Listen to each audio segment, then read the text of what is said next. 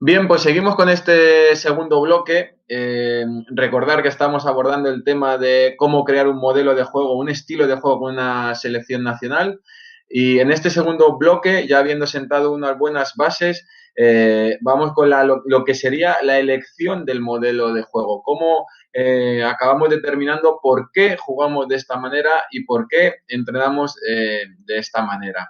A partir de ahí, cómo elegir este modelo de juego. En nuestro caso particular, de los 25 jugadores que venían con la selección habitualmente, más o menos, y ya os digo que había bastante estabilidad, 15 jugaban en España, 6 jugaban en Europa y 4 jugaban en el fútbol africano. Por lo tanto, que ya vemos ahí una predominancia de que la mayoría de los jugadores juegan en España, ¿no? Eso ya te va marcando algo que creo que determina tu modelo de juego. Además, esta propuesta de juego distinta a la tradicional del fútbol africano podía hacernos ser un equipo distinto, ser un equipo diferente. Y la verdad es que creo que fue un acierto y creo que ellos se sentían identificados, que es lo más importante que puede sentir un entrenador barra seleccionador, que es que los jugadores se sientan identificados con lo que tú propones. Por lo tanto, tenemos que tener en cuenta que Guinea Ecuatorial fue colonia española. Entonces, todo jugador que tenga sus padres o sus abuelos sean de una determinada nacionalidad, tú puedes jugar para ese país. FIFA corta en abuelos. Más allá de abuelos, no puedes jugar para un determinado país. Entonces, eso hacía que al haber sido colonia española Guinea Ecuatorial, muchos jugadores habían nacido en España, pero sus padres o sus abuelos eran ecuatoguineanos, ¿no? Y eso te hacía que legalmente fueran convocables para tu selección, ¿no? Entonces yo creo que esto es importante, porque no es lo mismo entrenar una selección en la que juegan 4 o 5 jugadores en cada una de las ligas del mundo, o no es lo mismo entrar a una selección en las que de los 25, 22 jueguen en la liga. Pues a lo mejor de los 25 que convoca Inglaterra, 20 juegan en la Premier League, ¿no? Entonces, eso yo creo que te lo facilita mucho. Entonces, bueno, 15 jugaban en España, 6 jugaban en Europa, que precisamente eran los de un nivel más alto, y 4 jugaban en el fútbol africano. Eso nos dio tener un estilo, como venía diciendo, distinto. Hay que tener en cuenta que Guinea Ecuatorial es un país pequeño, con una población reducida con respecto a lo que es África, y estas limitaciones hacen que no haya sido una potencia futbolística precisamente a nivel internacional. Nunca se ha clasificado para una Copa de África por méritos propios y nunca, hasta nuestra llegada, había conseguido ganar un partido fuera de casa, ¿no? Entonces, digo estos datos por ponernos en situación de que no es Senegal, no es Argelia, no es Egipto, no es Nigeria, estamos hablando, no es Marruecos, no es Mali, no es Sudáfrica, estamos hablando de selecciones de un cierto prestigio internacional, habituales mundialistas, y en las que, ya os digo, no es que no haya tenido posibilidades de ir a una Copa del Mundo, en lo cual solo hay 5 o 6 plazas para el fútbol africano, sino que tampoco para una Copa África, ¿no? Entonces, estamos hablando de una selección que no es habitual para ellos participar en estos torneos. Eso no quita que no pudiéramos darle un estilo distinto. Es decir, los restos de selecciones, durante muchos casos, y ahora veréis vídeos, eran superiores a nosotros. Pues aquí estáis viendo un vídeo ante Senegal, pero nuestra propuesta de juego era tener la posesión de balón, tener la pelota. Muchas veces nos teníamos, fijaos que este es el saque de inicio, van 14 segundos de partido, no es, luego sí hay cortes, pero esto es recién empezó el partido, esta es la idea con la que nosotros teníamos. Habéis visto que el balón fue atrás, intentamos jugar la pelota desde atrás. Digamos que el fútbol africano es un fútbol muy físico, pero que tiene escasa creatividad por momentos. Aquí estamos jugando ante Senegal, que fue luego subcampeona de la Copa África, perdiendo la final ante Argelia, ¿no? Y es decir, quizás y ex mundialista, el último mundial participó Senegal, además sumó 4 puntos, estuvo a punto de pasar la fase de grupos, ¿no? Y esta fue un partido oficial en el que ellos estaban jugando mucho, no estaban clasificados y nosotros este partido pues estamos jugando, por ejemplo, este jugador que juega en España en tercera división o incluso jugando con algún jugador local de la Liga de Guinea Ecuatorial. Entonces, esto es un partido ante Sudán, siempre la propuesta era intentar marcar la diferencia con el balón. Nosotros éramos jugadores africanos, digamos muchos de nosotros, entre comillas, porque muchos eran nacidos en España. Eso nos hacía tener unas condiciones técnicas quizás por encima a la que el futbolista africano está acostumbrado. Por lo tanto, durante muchos partidos, los rivales, que lo normal es que fueran superiores a nosotros, como el caso de Senegal, como el caso de Madagascar, que fue también cuarto finalista de la Copa África, como el caso de Arabia Saudí cuando jugamos contra ellos, que es una selección mundialista y jugamos en Riyadh contra ellos, nos obligaban a meternos en bloque bajo, pero nuestra propuesta no era bloque bajo y salir al contraataque. Nuestra propuesta siempre fue, sí chicos, estamos en bloque bajo porque nos van a exigir jugar en bloque bajo, pero cuando recuperemos la pelota no la tiramos, no la lanzamos en largo y no intentamos correr para luego volver a tener que atacar,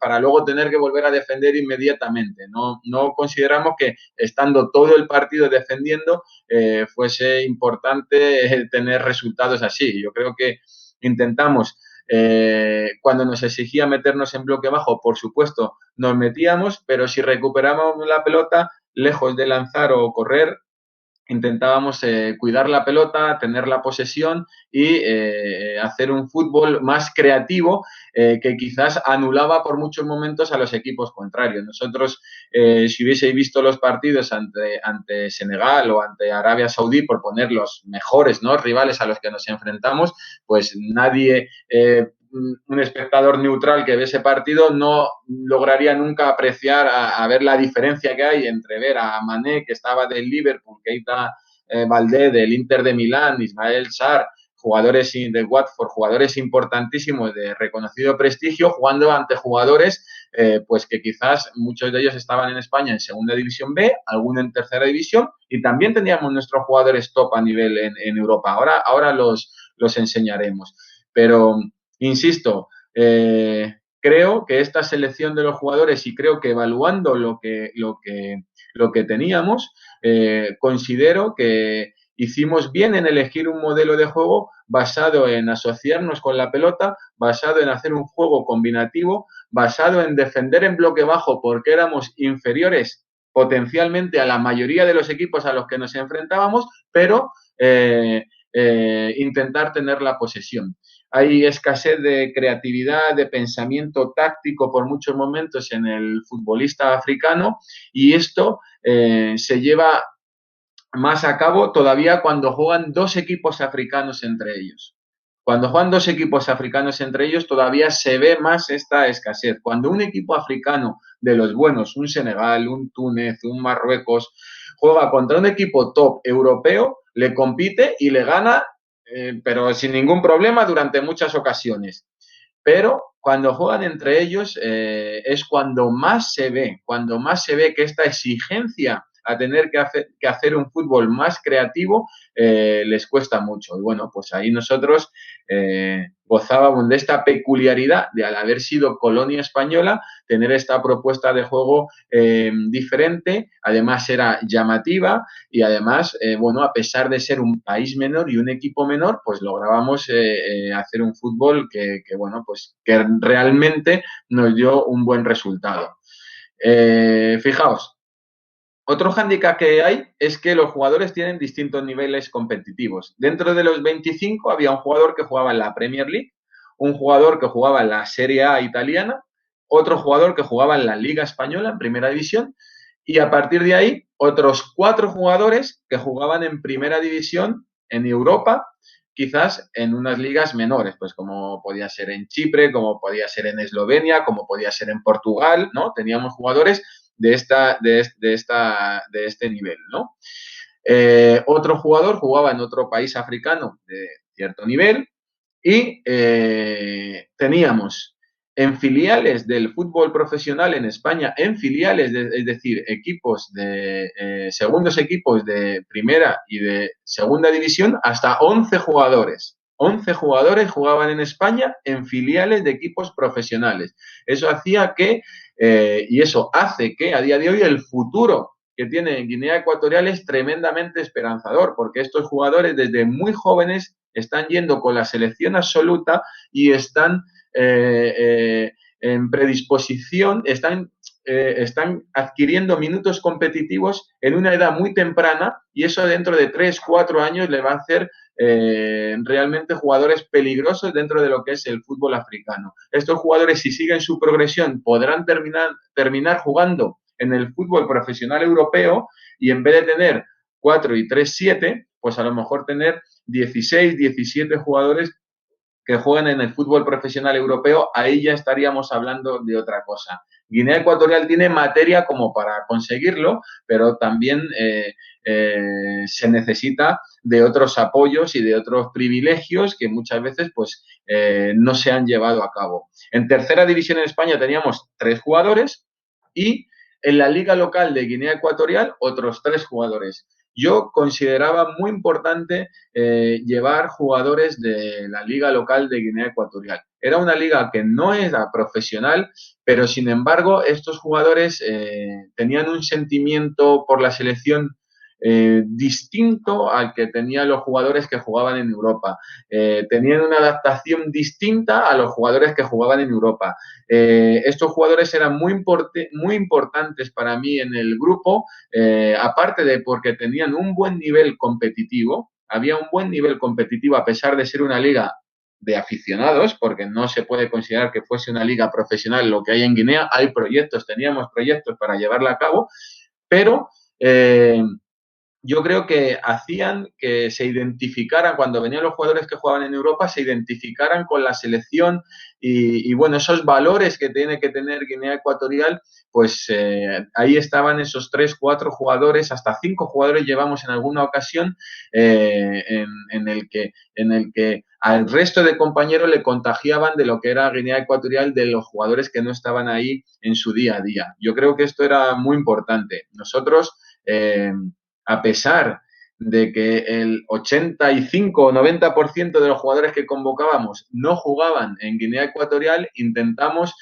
pasar largas temporadas de tiempo viviendo en Guinea Ecuatorial, porque yo creo que es importante conocer el medio, la cultura y las costumbres en las que te estás moviendo y eso para mí fue fundamental. Fundamental. Y de esta manera vemos jugadores, uno que puede jugar en la Premier League con otro que está jugando en una liga de aficionados, ¿no? Y esta era la lista de 25. Pues realmente os sorprendería cuando si los hubieseis visto entrenar o competir a todos juntos. Os sorprendería ver a jugadores de la liga local de Guinea Ecuatorial competir ante Arabia Saudí o ante Senegal. Para mí ha sido una lección tremenda, tremenda como entrenador, como persona en todos los sentidos, porque realmente han mantenido un nivel competitivo altísimo, altísimo y han demostrado ser capaces de todo, ¿no? Entonces, para mí ha sido una lección y creo que os la tengo que trasladar de esta manera. ¿Por qué?